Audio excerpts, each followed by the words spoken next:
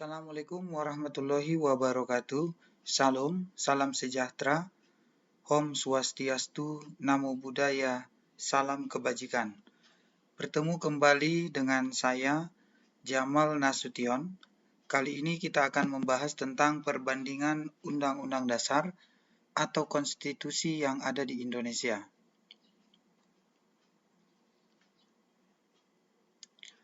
Yang pertama adalah masa UUD 1945 di masa awal kemerdekaan, mulai berlaku 18 Agustus 1945 hingga 27 Desember 1949. Ditetapkan oleh PPKI pada tanggal 18 Agustus 45, kemudian sistematikanya adalah terdiri dari pembukaan 4 alinea, batang tubuh 16 bab, 37 pasal, 4 pasal aturan peralihan, 2 ayat aturan tambahan, dan ada penjelasannya. Pembukaan UUD 45 adalah uraian yang terperinci dari proklamasi, di mana pembukaan ini memuat pokok-pokok pikiran yang diwujudkan oleh UUD 1945 dalam pasal-pasalnya. Berikut contoh soalnya. Sistematika UUD 1945 sebelum adanya amandemen atau diubah terdiri atas, maka jawabannya adalah yang pertama dia terdiri dari pembukaan 4 alinea, ada batang tubuh 37 pasal dan ada penjelasan.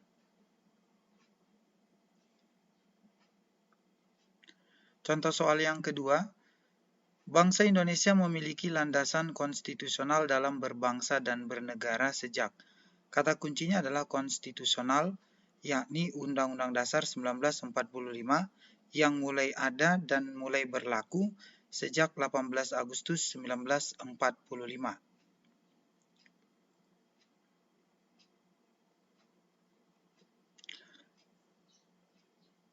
Batang tubuh UUD 45 ini memuat pasal-pasal yang terdiri atau tentang hal-hal mengenai materi pengaturan sistem pemerintahan negara, hubungan negara dengan warga negara dan penduduk. Sementara lembaga negara yang ada adalah Majelis Permusyawaratan Rakyat atau MPR, Dewan Perwakilan Rakyat atau DPR, Presiden, Mahkamah Agung atau MA, Badan Pemeriksa Keuangan atau BPK, dan Dewan Pertimbangan Agung atau DPA. Wilayah pada masa ini ada 8 provinsi. Yang pertama Sumatera, Jawa Barat, Jawa Tengah, Jawa Timur, kemudian Sunda Kecil, Sulawesi, Maluku, Kalimantan atau Borneo. Berikut contoh soal. Pada awal kemerdekaan, wilayah Indonesia dibagi menjadi, tentu jawabannya 8 provinsi.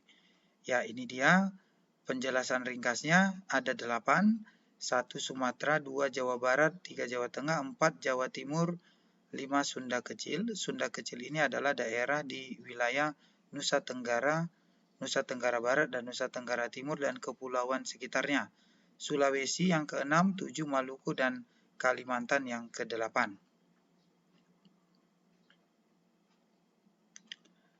Sistem pemerintahan menurut UUD 1945 adalah 7 kunci pokok sistem pemerintahan, yakni dinyatakan bahwa Indonesia adalah negara yang berdasar atas hukum yang disebut dengan Rechtsstaat, sistemnya konstitusional menurut UUD, kekuasaan negara yang tertinggi ada di tangan Majelis Permusyawaratan Rakyat atau MPR, Presiden adalah penyelenggara pemerintah negara yang tertinggi di bawah majelis, Presiden tidak bertanggung jawab kepada DPR, Menteri adalah pembantu Presiden dan Menteri tidak bertanggung jawab kepada DPR, serta kekuasaan kepala negara disebut tak terbatas.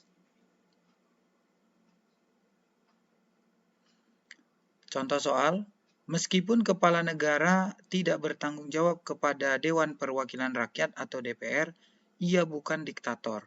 Pernyataan ini artinya bahwa kekuasaan kepala negara itu disebut tak terbatas. Jawabannya E.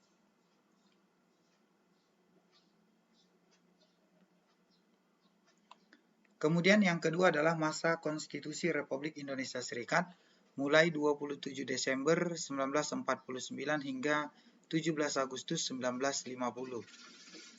Disusun berdasarkan hasil konferensi meja bundar atau KMB, di mana sistematikanya terdiri dari mukadimah, batang tubuh ada 6 bab, 197 pasal, dan 1 piagam persetujuan. Bentuk negara pada masa ini adalah berbentuk serikat atau bentuk federasi. Berarti negara RIS ini mirip seperti Amerika Serikat. Pemerintahan berbentuk parlementer semu atau disebut kuasi parlementer. Parlementer semu ini adalah seperti gabungan antara presidensil dan parlementer. Contoh soal, setelah pengakuan Belanda pada kedaulatan RIS pada tanggal 27 Desember 1949, maka digunakanlah konstitusi RIS dengan sistematika konstitusi Republik Indonesia Serikat adalah terdiri dari, ya jawabannya adalah yang E, terdiri dari mukadimah yakni pembukaan. Mukadimah adalah sinonim dari pembukaan, terdiri dari 6 bab dan 197 pasal, dan ada piagam persetujuan antara negara-negara bagian dan negara otonom. Wilayah Republik Indonesia Serikat ini terbagi menjadi dua, ada yang disebut negara bagian dan ada yang disebut negara otonom. Di negara bagian itu ada 7 negara, negara Republik Indonesia, negara Indonesia Timur, negara Pasundan. Pasundan ini plus dengan wilayah distrik Jakarta. Pasundan dan distrik Jakarta, 4 Jawa Timur, 5 negara Madura, 6 negara Sumatera Timur, dan 7 negara Sumatera Selatan. Semua disebut negara bagian, dan yang negara otonom atau yang tegak berdiri sendiri ada Banjar, ini yang ada di Kalimantan, kemudian ada Bangka, Belitung, Jawa Tengah, Kalimantan Timur, Kalimantan Barat, Dayak Besar ini juga ada di Kalimantan, Riau, dan ke-9 Federasi Kalimantan Tenggara. Artinya ini adalah negara-negara bagian yang sekarang ini disebut adalah provinsi. Berikut contoh soal. Pada bagian 2 tentang daerah negara, pasal 2 menyatakan bahwa RIS meliputi seluruh daerah Indonesia, yaitu daerah bersama negara Republik Indonesia dan satuan-satuan kenegaraan yang tegak sendiri. Yang bukan bagian negara RIS adalah, yang ditanya bukan bagian RIS, maka jawabannya adalah negara Jawa Tengah. Sementara ini infonya, negara bagian RIS itu negara Republik Indonesia, negara Indonesia Timur, Pasundan ini di daerah Jawa Barat plus distrik federal Jakarta. Jadi Pasundan dan Jakarta itu adalah satu negara. Jawa Timur, Madura, Sumatera Timur, dan Sumatera Selatan.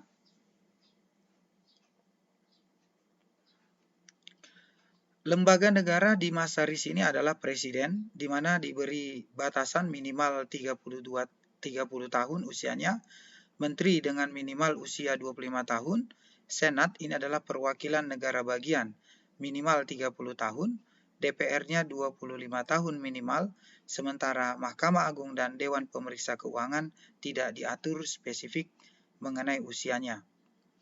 Jumlah senat ada 2 per wilayah negara bagian, jadi ada 16 wilayah RIS, maka total menjadi 32 orang anggota senat.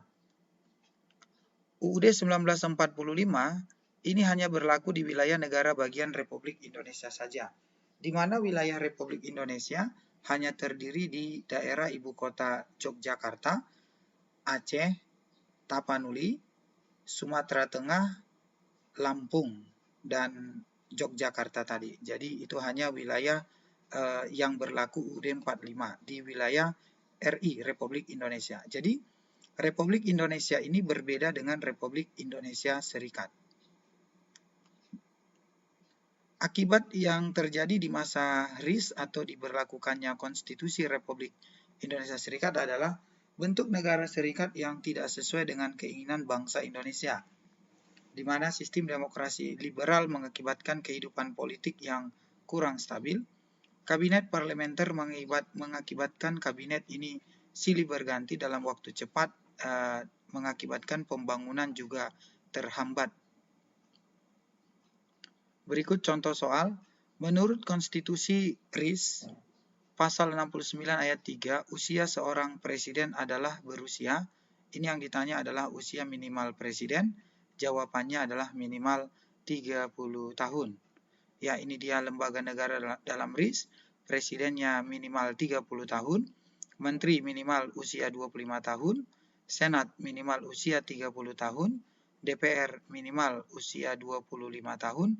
MA dan DPK usia tidak diatur.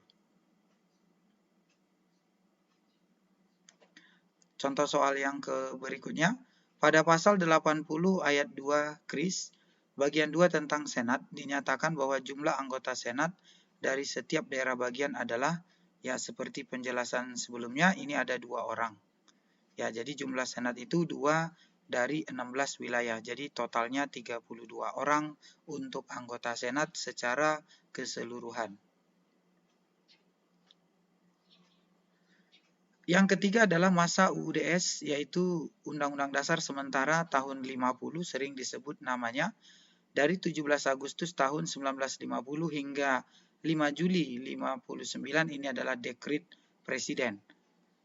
Dasar hukum adalah adanya Undang-Undang Nomor 7 tahun 1950, yakni undang-undang yang mensyaratkan perubahan KRIS menjadi UUDS 50.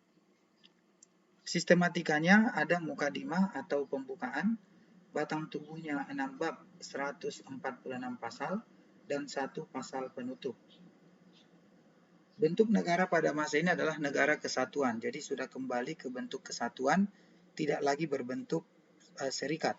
Di mana negara kesatuan di masa ini berbentuk republik, dan masa ini menganut demokrasi yang liberal, demokrasi yang mengutamakan kebebasan hak asasi manusia.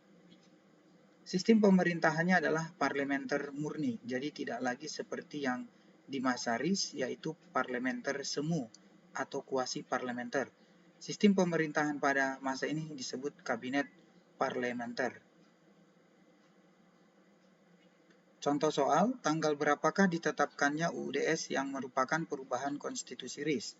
Ini tentu jawabannya adalah 17 Agustus tahun 1950.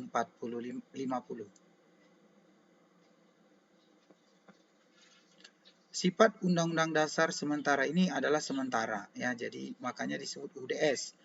Menghendaki dibuatnya Undang-Undang Dasar yang baru oleh lembaga konstituante. Lembaga negara pada Undang-Undang Dasar ini adalah Presiden dan Wakil Presiden. Ini minimal usia 30 tahun. Menteri minimal usia 25 tahun. DPR 25 tahun. Jadi pada masa ini tidak lagi ada Senat karena sudah berbentuk negara kesatuan. Sementara MA, Mahkamah Agung, dan Dewan Pengawas Keuangan ini tetap ada dan tidak diatur mengenai usianya. Akibat UUDS 50, sistem demokrasi yang digunakan liberal mengakibatkan kehidupan politik menjadi kurang stabil. Sistem kabinet parlementer mengakibatkan kabinet silih berganti dalam waktu cepat, sehingga pembangunan terhambat dan kehidupan politik kurang stabil akibat partai politik yang berebut untuk masuk kepada pemerintahan. Berikut contoh soalnya. Kabinet pada masa demokrasi liberal tidak dapat melaksanakan program kerjanya karena jawabannya adalah A, karena pemerintahan tidak berlangsung lama. Ada sekitar 7 kabinet atau 7 Perdana Menteri di periode 1950 sampai 59. Artinya, hampir setiap tahun berganti kabinet. Itu menandakan kabinet tidak stabil, politik tidak stabil, sehingga demokrasi liberal ini, kabinet-kabinet tersebut tidak dapat melaksanakan program kerjanya dengan maksimal. Berikut adalah kedaulatan menurut Undang-Undang Dasar yang berlaku. Jadi ini perbandingan dari 3, namun ada menjadi 4 bagian. Karena Undang-Undang Dasar 1945 itu ada yang sebelum diamandemen dan setelah diamandemen. Di masa Konstitusi Republik Indonesia Serikat tahun 49, kedaulatan RIS itu dilakukan oleh pemerintah, DPR, dan Senat. Jadi di sini terlihat ada kedaulatan itu dilaksanakan oleh eksekutif dan legislatif. Di masa UUD-S 50, ini kedaulatan ada di tangan rakyat, namun dijalankan oleh pemerintah dan DPR. Kemudian di Undang-Undang Dasar 1945, ini yang sebelum amandemen, kedaulatan ada di tangan rakyat dan dijalankan oleh Majelis Permusyawaratan Rakyat. Ini sebelum amandemen tahun 1999. Namun UUD 1945 menurut setelah amandemen itu ada di tangan rakyat, dijalankan atau dilaksanakan dengan Undang-Undang Dasar. Ini seperti bunyi di pasal 1 ayat 2 bahwa kedaulatan di tangan rakyat dilaksanakan dengan Undang-Undang Dasar.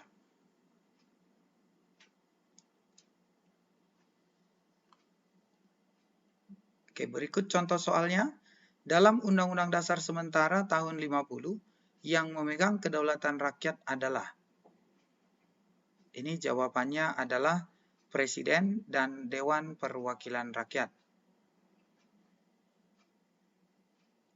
Soal yang kedua, RIS yang merdeka dan berdaulat ialah suatu negara hukum yang demokrasi, yang berbentuk federasi, di mana kekuasaan kedaulatan RIS itu dilakukan oleh pemerintah bersama-sama dengan Dewan Perwakilan Rakyat dan Senat. Ini menurut RIS.